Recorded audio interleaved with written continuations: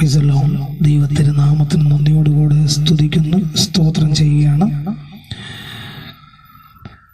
ഈ ദൈവത്തിൻ്റെ തിരുവെഴുത്ത് ശ്രദ്ധിച്ചുകൊണ്ടിരിക്കുന്ന എല്ലാവർക്കും കർത്താവായ യേശുക്രിസ്തുവിന്റെ നാമത്തിലുള്ള എല്ലാവിധ വന്ദനങ്ങളും ഒരിക്കൽ കൂടി ഓർപ്പിക്കുന്നു. നാം കേൾക്കുന്ന തിരുവെഴുത്ത് നമ്മുടെ ജീവിതത്തിൽ വലിയ ഒരു പ്രത്യേക അനുഭവത്തിന്, കാരണം നാം ഇതുവരെയും ധരിച്ചു വച്ചിരുന്നതിൽ, നാം വിചാരിച്ചു വച്ചിരുന്നതിലൊക്കെ അപ്പുറത്താണ് ദൈവത്തിൻ്റെ വചനം എന്ന് ഈ ചെറിയ എളിയവൻ്റെ മെസ്സേജ് കേൾക്കുമ്പോൾ ചില വ്യക്തികൾക്കെങ്കിലും അതിൽ നിന്ന് തിരിച്ചറിവ് ഉണ്ടാകട്ടെ എന്ന് ഒരിക്കൽ കൂടി കർത്താവിൽ ആഗ്രഹിച്ച് പ്രാർത്ഥിക്കുന്നു. കാരണം നാം ചിലപ്പോൾ തിരുവെഴുത്തുകളൊക്കെ കേട്ടിട്ട് അത് കേൾക്കുന്നത് അതുപോലെ തന്നെ നമ്മളങ്ങ് ഗ്രഹിക്കുകയാണ്. എന്നാൽ വിശുദ്ധ പൗലോസ് തിരുവെഴുത്ത് സംബന്ധിച്ച് പ്രസംഗിച്ചപ്പോൾ ബരോവക്കാര് അത് അങ്ങനെ തന്നെയാണോ എന്ന് ദിനം പ്രതി അവര് പരിശോധന കഴിച്ചു പോകും. കാരണം പൗലോസ് പ്രസംഗിക്കുന്നത് പഴയ നിയമത്തിൻ്റെ എല്ലാ പുസ്തകങ്ങളും നല്ലതുപോലെ അക്ഷരം പ്രതിയെ തലനാരിഴയ്ക്ക് കീറി പഠിച്ച് പൗലോസാണ് പ്രസംഗിക്കുന്നത്.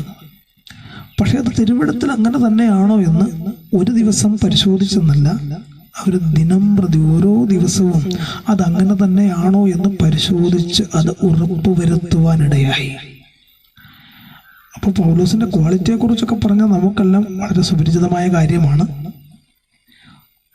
3-ാം സ്വർഗത്തോളം എടുക്കപ്പെട്ടവൻ, ബെന്യാമിൻ ഗോത്രക്കാരൻ, ഗമാലിയലിന്റെ പാദപീഠത്തിലിരുന്ന് പഴയ നിയമത്തിന്റെ പ്രമാണം മുഴുവൻ പഠിച്ചവൻ. ഇങ്ങനെ ഒട്ടനവധി ക്വാളിഫിക്കേഷൻ നമുക്ക് പൗലോസിനെ കുറിച്ച് പറയുവാനുണ്ട്. 14 ലേഖനങ്ങൾ എഴുതുവാൻ ദൈവം കരങ്ങളിലെടുത്ത് ഉപയോഗിച്ചവൻ. ദൈവത്തിൻ്റെ വെളിപ്പാട് നമുക്ക് വേണ്ടി ലേഖനങ്ങളായി എഴുതി തരുവാൻ 14 ലേഖനങ്ങൾ എഴുതുവാൻ ഉപയോഗിച്ച അപ്പോസ്തലൻ. അദ്ദേഹം പ്രസംഗിക്കുമ്പോൾ സഭ വിചാരിക്കുകയാണ് അത് അങ്ങനെ തന്നെയാണോ എന്ന്.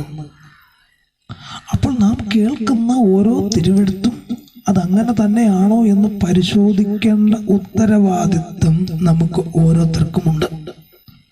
നാം കേൾക്കുന്നതൊക്കെ അങ്ങനെ തന്നെയാണോ തിരുവെഴുത്തിൻ്റെ അടിസ്ഥാനമെന്ന് ഇന്ന് ഈ ചെറിയ മെസ്സേജിലൂടെ, ദൈവവചന പ്രഘോഷണത്തിലൂടെ പങ്കുവയ്ക്കുവാൻ ആഗ്രഹിക്കുന്ന വചനമെന്ന് പറയുന്നത്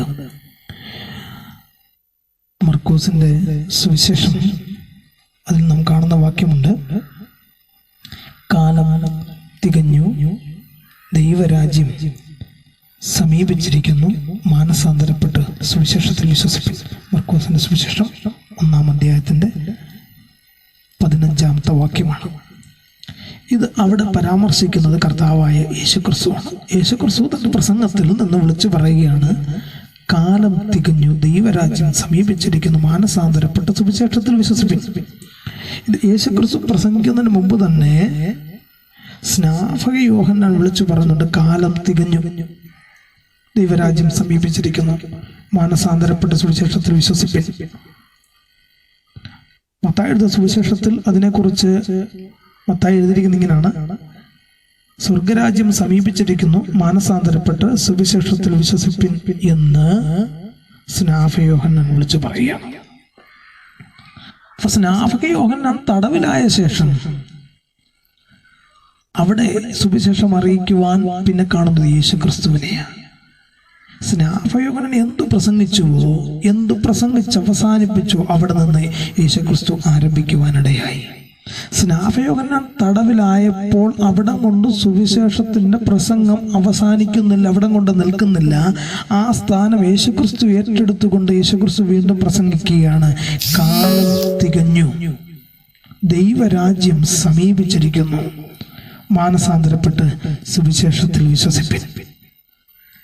അപ്പം കാലഘട്ടം എന്ത് ചെയ്തു? തികഞ്ഞു. ഒരു കാലഘട്ടം ഉണ്ടായിരുന്നു, ആ കാലഘട്ടം തികഞ്ഞു. എന്തിനുള്ളതാണ്? ദൈവരാജ്യം വരുവാനുള്ളൊരു കാലഘട്ടവും ഒരു സമയവും ഉണ്ടായിരുന്നു.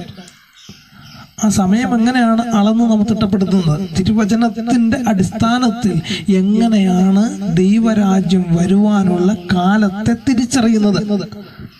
അതെങ്ങനെയാണ് യേശുക്രിസ്തു പറഞ്ഞത്? യേശുക്രിസ്തു പറഞ്ഞപ്പോൾ അന്നത്തെ ഇസ്രായേലിലുണ്ടായിരുന്ന യഹൂദന്മാർക്ക്, ഇസ്രായേലിയർക്ക് മനസ്സിലാകുവാനിടയായി കാലം തികഞ്ഞു എന്ന് പറയുന്നത് എന്തിൻ്റെ അടിസ്ഥാനത്തിലാണെന്ന്. ഇന്നും കേൾക്കുന്ന നമുക്കറിയത്തില്ല. നമ്മുടെ കൺവെൻഷനുകൾക്ക് മുമ്പ്, അനൗൺസ്മെന്റുകൾക്കൊക്കെ മുമ്പ് ഇങ്ങനെ വിളിച്ചു പറയാണ്, കാലം തികഞ്ഞു, ദൈവരാജ്യം സമീപിച്ചിരിക്കുന്നു, മാനസാന്തരപ്പെട്ട് സുവിശേഷത്തിൽ വിശ്വസിപ്പിൻ.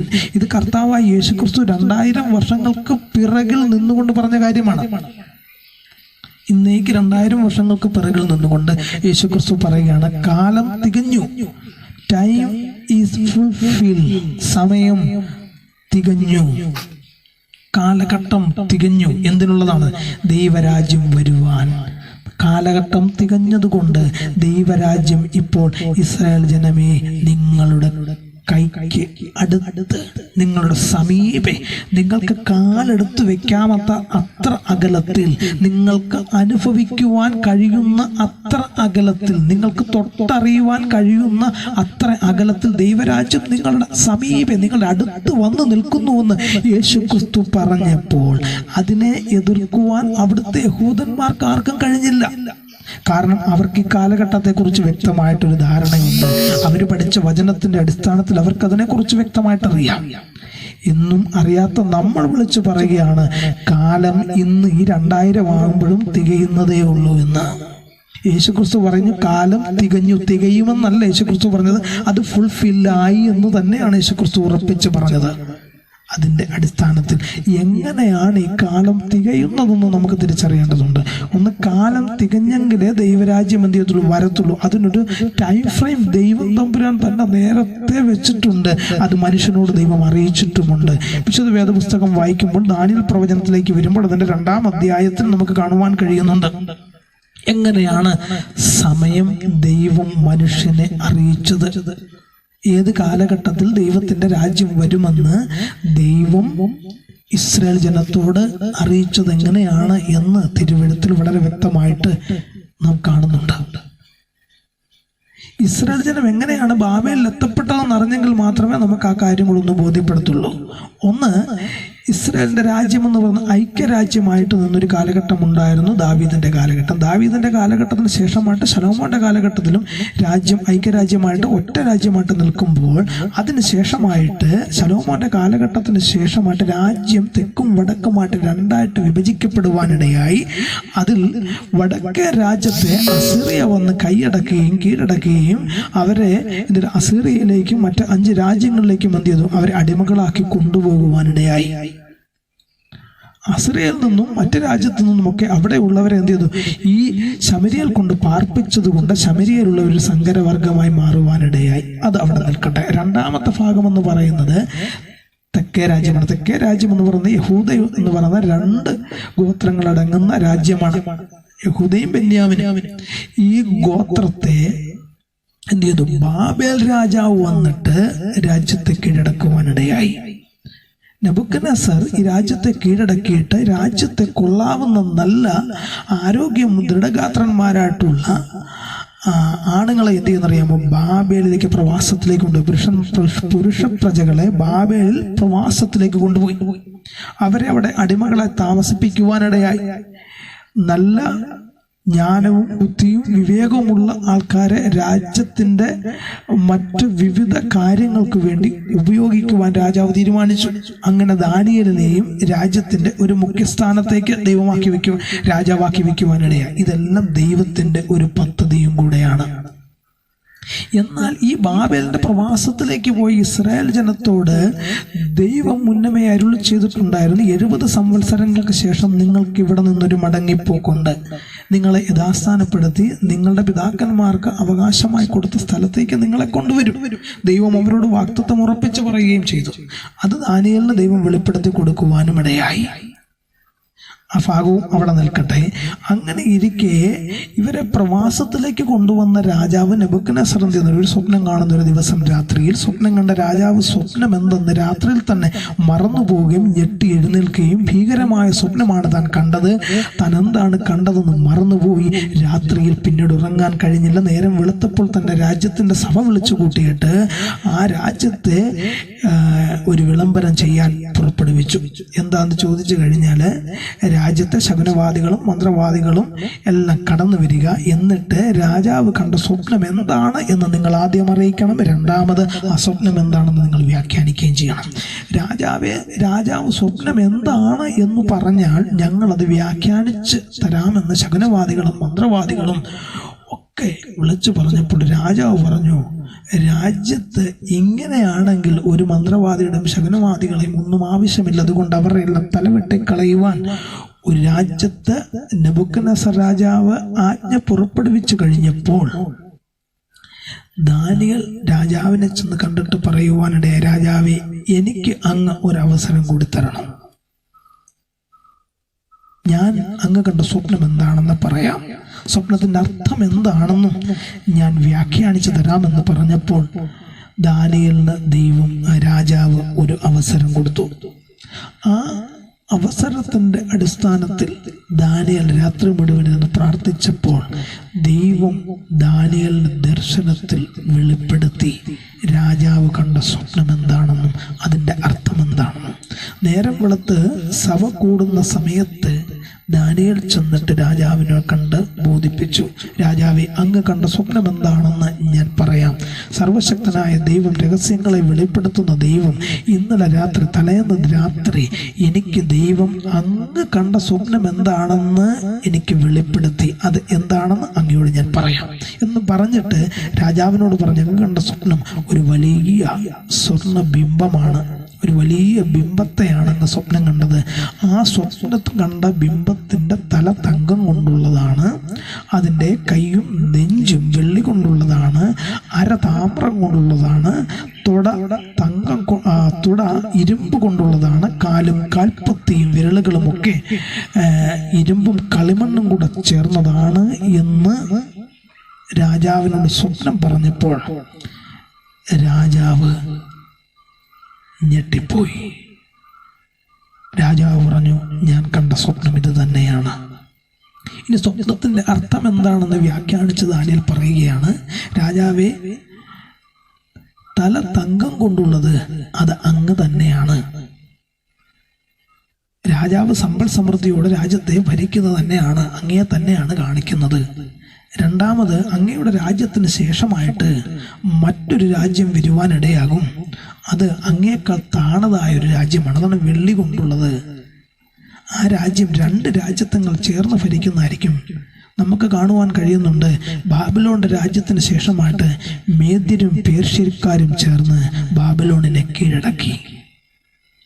അതിനുശേഷം രാജാവിനോട് വീണ്ടും ദാനിയേൽ പറയുകയാണ്, ആ രാജ്യത്തിന് ശേഷമായിട്ട് 2 രാജ്യങ്ങൾ ചേർന്ന് ഭരിക്കുന്ന ആ രാജ്യത്തിന് ശേഷമായിട്ട് മൂന്നാമതൊരു രാജ്യം വരുവാനിടയും, അത് താമ്രം കൊണ്ടുള്ള രാജ്യമാണ്, അതിലും താന്നതായ മറ്റൊരു രാജ്യം ആ രാജ്യത്തെ കീഴടക്കും.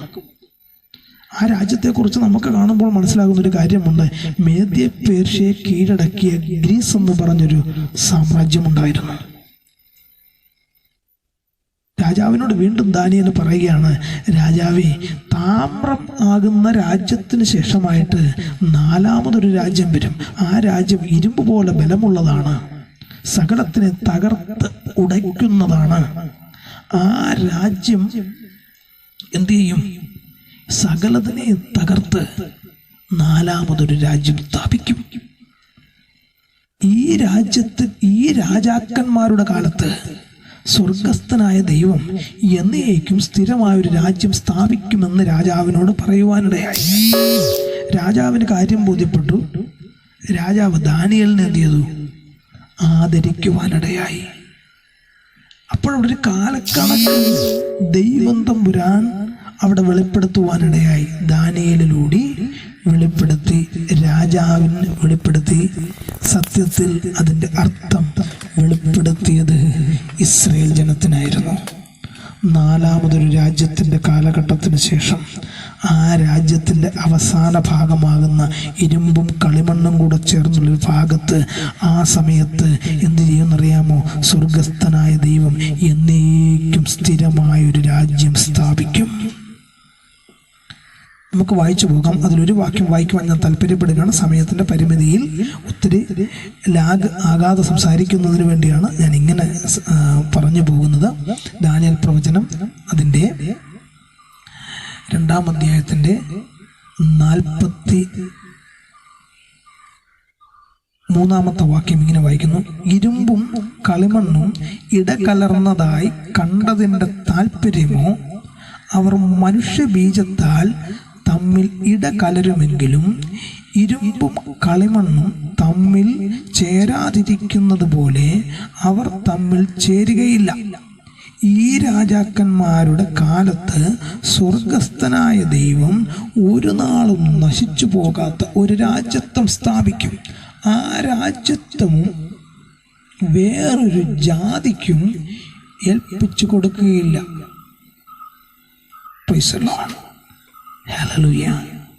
അപ്പം ഇരുമ്പും കളിമണ്ണും കൂടെ ചേർന്ന് ആകുന്നൊരു കാലഘട്ടം. ആ കാലഘട്ടത്തെക്കുറിച്ച് തിരുവെടുത്ത് പറയുന്നത് ഇങ്ങനെയാണ്: അവർ മനുഷ്യബീജത്താൽ തമ്മിൽ ഇടകലരുമെങ്കിലും. ഇരുമ്പും കളിമണ്ണും കൂടെ മനുഷ്യബീജം കൊണ്ട് ഇടകലരുമെന്നല്ല പറഞ്ഞത്. ഇരുമ്പിനെയും കളിമണ്ണിനെയും കാണിക്കുന്ന 2 വംശത്തെയാണ്. ആ വംശങ്ങൾ തമ്മിൽ ഇടകലരുവാനിടയാകും. പക്ഷെ അവിടെ ഇടകലരുമെങ്കിലും എന്ത് ചെയ്യും? അവർ ഇരുമ്പും കളിമണ്ണും ചേരാതിരിക്കുന്നത് പോലെ അവർ തമ്മിൽ ചേരുകയില്ല. ഇരമ്യ പ്രവചനം 18-ാം അധ്യായത്തിലേക്ക് നാം കടന്നു വരുമ്പോൾ നമുക്കിവിടെ കാണുവാൻ കഴിയുന്നുണ്ട്. പ്രവാചകനെ യഹോവയായ ദൈവം പറയുകയാണ്, നീ കുശവന്റെ വീട്ടിലേക്ക് ചെല്ലുക. അവിടെ ചെല്ലുമ്പോൾ കാണുവാൻ കഴിയുന്നത് കുശവൻ ഒരു മൺപാത്രം മെനഞ്ഞുകൊണ്ടിരിക്കുന്നു. അത് ചീത്തയായി പോകുന്നു. വീണ്ടും അത് മെനയുന്നു. കുശവന്റെ ഇഷ്ടപ്രകാരം അതിനെ മെനഞ്ഞ് ഒരു പാത്രമാക്കി അതിനെ തീർക്കുന്നു. എന്നിട്ട് പ്രവാചകനോട് യഹോവയായ ദൈവം ഇങ്ങനെ ചോദിക്കുകയാണ്: ഈ കളിമണ്ണിനോട് കുശവൻ ചെയ്തതുപോലെ എനിക്ക് ഇസ്രായേൽ ഗൃഹത്തോട് ഇങ്ങനെ ചെയ്യുവാൻ കഴിയുകയില്ലയോ? അതിൻ്റെ 18-ാം അധ്യായത്തിൻ്റെ 6-ാമത്തെ വാക്യം നമുക്കൊന്ന് വായിച്ചു പോകാം. ഇസ്രായേൽ ഗൃഹമേ, ഈ കാണുന്ന കുശവൻ ചെയ്യുന്നത് പോലെ എനിക്ക് നിങ്ങളോട് ചെയ്യുവാൻ കഴിയുകയില്ലയോ എന്ന് യഹോവയുടെ അരുളപ്പാട്. ഇസ്രായേൽ ഗൃഹമേ, കളിമണ്ണ് കുശവന്റെ കയ്യിൽ ഇരിക്കുന്നത് പോലെ നിങ്ങൾ എൻ്റെ കയ്യിലിരിക്കുന്നു. കളിമണ്ണ് കുശവന്റെ കയ്യിലിരിക്കുന്നത് പോലെ നിങ്ങൾ എൻ്റെ കയ്യിൽ ഇരിക്കുന്നു. കുശവന് ഈ കളിമണ്ണിനോട് ചെയ്യുവാൻ കഴിയുന്നത് പോലെ എനിക്ക് നിങ്ങളോട് ചെയ്യുവാൻ കഴിയുകയില്ലയോ? എന്നിട്ട് വീണ്ടും യഹോവയായ ദൈവം പ്രവാചകനോട് ഓർപ്പിക്കുകയാണ്: കുശവന്റെ കയ്യിൽ കളിമണ്ണിരിക്കുന്നത് പോലെ നിങ്ങൾ എൻ്റെ കൈകളിലിരിക്കുന്നു. അപ്പോൾ യഹൂദന്മാരെ, ഇസ്രായേൽ ജനത്തെ ദൈവം കളിമണ്ണിനോട് ചേർത്ത് ഉപമിച്ച് വെക്കുകയാണ് അവിടെ. അത് മനസ്സിലായി കഴിഞ്ഞപ്പോൾ യഹൂദന്മാർ സ്വയം സമ്മതിക്കുന്നൊരു ഭാഗം കൂടെ നമുക്ക് കാണുവാൻ കഴിയും. യെശയ്യാ പ്രവചനം 64-ാം അധ്യായത്തിൻ്റെ 8-ാമത്തെ വാക്യം നമുക്കൊന്ന് വായിച്ചു പോകാം. യെശയ്യാ പ്രവചനം 64:8. എങ്കിലോ യഹോവേ, നീ ഞങ്ങളുടെ പിതാവ്, ഞങ്ങൾ കളിമണ്ണും നീ ഞങ്ങളെ മെനയുന്നവനും ആകുന്നു. Praise the Lord. ആ പ്രവാചക പുസ്തകത്തെ ഇങ്ങനെ ഓർപ്പിക്കുകയാണ്. യെശയ്യാ പ്രവചനം 64-ാം അധ്യായത്തിലെ 8-ാം വാക്യത്തിൽ ഇങ്ങനെ പറയുകയാണ്: യഹോവേ, നീ ഞങ്ങളുടെ പിതാവാണ്, നീ ഞങ്ങളെ മെനയുന്നവനാണ്, ഞങ്ങൾ കളിമണ്ണാണ്. അപ്പോൾ തിരുവെഴുത്തുകൾ പ്രകാരം നമുക്ക് മനസ്സിലായ ഒരു കാര്യമുണ്ട്. ഇരുമ്പെന്ന് പറഞ്ഞാൽ റോമൻ സാമ്രാജ്യമാണ്. അപ്പൊ കളിമണ്ണെന്ന് പറഞ്ഞാൽ യഹൂദനാണ്, അല്ലെങ്കിൽ ഇസ്രായേലാണ്, അല്ലെങ്കിൽ ദൈവം തിരഞ്ഞെടുത്ത ജാതിയാണ്, എബ്രായരെയാണ് കളിമണ്ണ് എന്ന് തിരുവെഴുത്തിലൂടെ ദൈവം വിശേഷിപ്പിക്കുന്നത്. അപ്പോൾ ഇരുമ്പും കളിമണ്ണും എന്ന തിരുവെഴുത്ത് ഉദ്ദേശിക്കുന്ന ഒരു കാര്യമുണ്ട്. റോമൻ സാമ്രാജ്യത്വവും അല്ലെങ്കിൽ അന്നത്തെ ഭരണകൂടവും ഇരുമ്പായി നിൽക്കുന്ന ഭരണപക്ഷവും കളിമണ്ണായിട്ട് നിൽക്കുന്ന യഹൂദനും കൂടെ മനുഷ്യ ബീജത്താൽ ഒന്നാകുമെങ്കിലും അവർ തമ്മിൽ എന്ത് ചെയ്തില്ല, ചേരാതിരിക്കുന്നത് പോലെ, ഇരുമ്പും കളിമണ്ണും തമ്മിൽ ചേരാതിരിക്കുന്നത് പോലെ അവർ തമ്മിൽ ചേരുകയുമില്ല.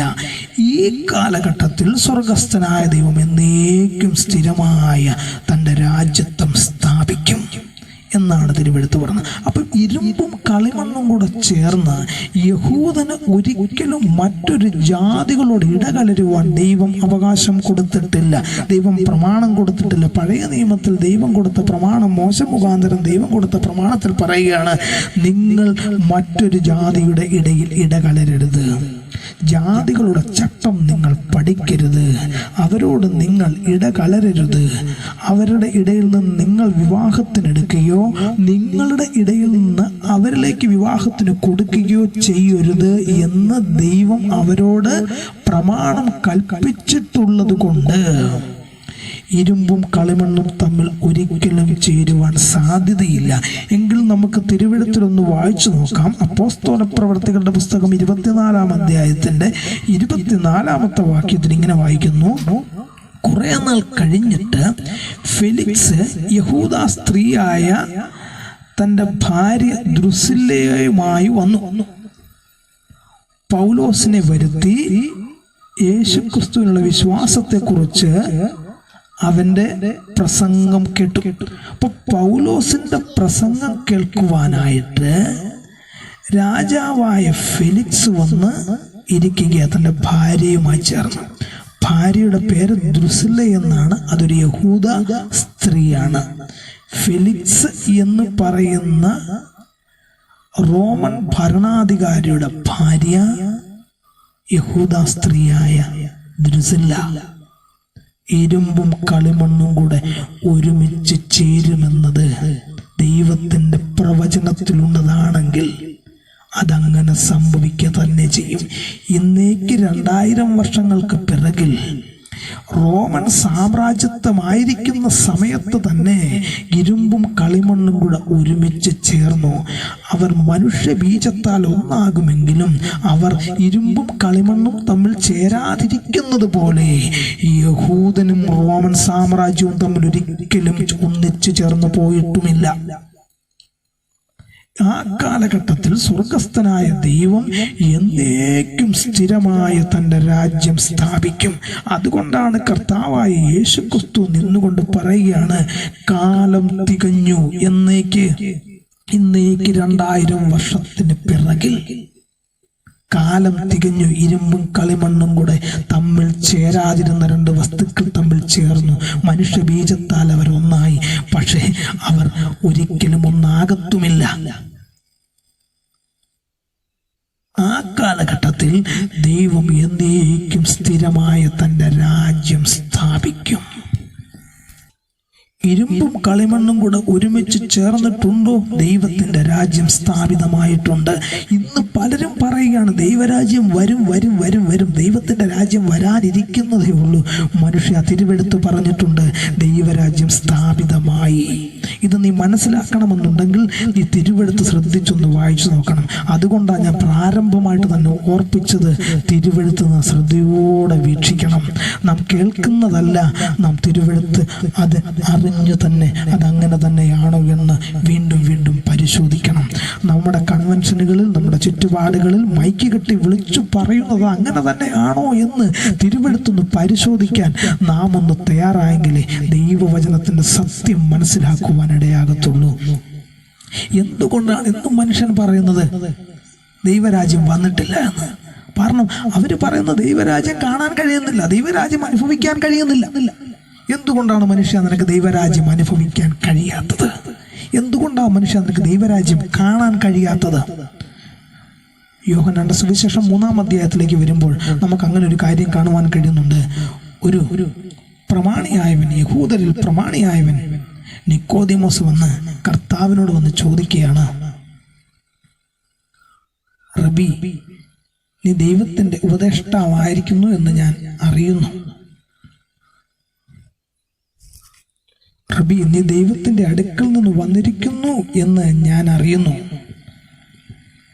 ദൈവം നിന്നോട് കൂടെ ഇല്ല എങ്കിൽ നിനക്ക് ഈ അടയാളങ്ങളൊന്നും ചെയ്യുവാൻ കഴിയത്തില്ല എന്ന് നിക്കോദിമോസ് പറയുമ്പോൾ യേശുക്രിസ്തു പറയുകയാണ്, പ്രൈസ് ദി ലോർഡ്, നിക്കോദിമോസേ, നീ വീണ്ടും ജനിച്ചില്ല എങ്കിൽ നിനക്ക് ദൈവരാജ്യം കാണുവാൻ കഴിയത്തില്ല. നീ വീണ്ടും ജനിച്ചാൽ മാത്രമേ ദൈവരാജ്യം നിനക്ക് കാണുവാൻ കഴിയത്തുള്ളൂ. നിനക്ക് ദൈവരാജ്യം അനുഭവിക്കുവാൻ കഴിയണമോ, നീ വീണ്ടും ജനിക്കണം.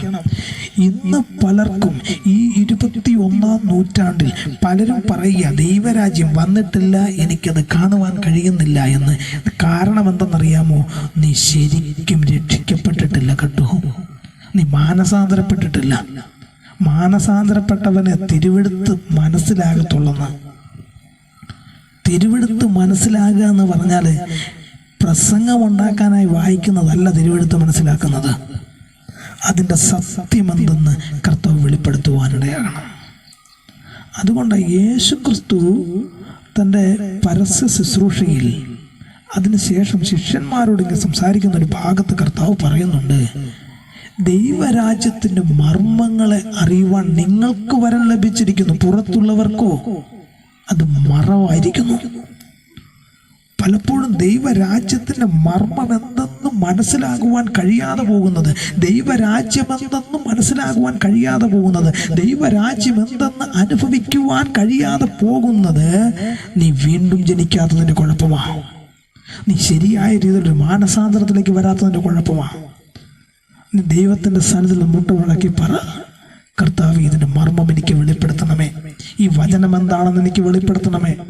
ഈ വചനത്തിൻ്റെ ആഴം അല്ലെങ്കിൽ അതിൻ്റെ അർത്ഥം, അതിൻ്റെ മർമ്മം എനിക്കൊന്ന് വെളിപ്പെടുത്തണമേ. ദൈവരാജ്യം എന്താണെന്ന് വെളിപ്പെടുത്തണമേ. ഇത് കേൾക്കുന്ന ഓരോ വ്യക്തിയിലും ദൈവത്തിൻ്റെ വചനം എന്താണെന്നറിയുവാൻ, കർത്താവിൻ്റെ രാജ്യം എന്താണെന്നറിയുവാൻ, അവരുടെ ഹൃദയങ്ങളെ തുറക്കുവാൻ ഞങ്ങൾ പ്രാർത്ഥിക്കുന്നു.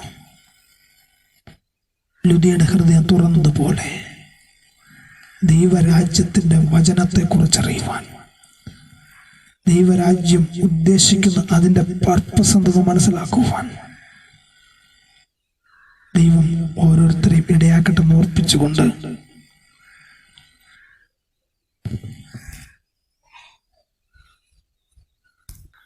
നിർത്തുന്നു.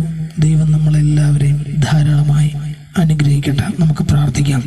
പരിശുദ്ധനായ ദൈവമേ, സ്വർഗീയ നല്ല കർത്താവേ, അങ്ങയുടെ രാജ്യത്തിൻ്റെ വചനം കർത്താവേ ഇവിടെ പങ്കുവച്ചിരിക്കുന്നത്, ഇത് ചെന്നെത്തപ്പെടുന്ന ഓരോ ഹൃദയങ്ങളിലും കർത്താവിൻ്റെ വചനം അവിടുന്ന് മുളയ്ക്കുവാൻ, ചില വ്യക്തി ജീവിതങ്ങളോട് ദൈവരാജ്യത്തെക്കുറിച്ച് മനസ്സിലാക്കുവാൻ, യഥാർത്ഥ ദൈവവചനത്തിലേക്ക് മനസ്സിലാക്കുവാൻ കർത്താവെ അവരോട് ദൈവം മനസ്സിലിയണം.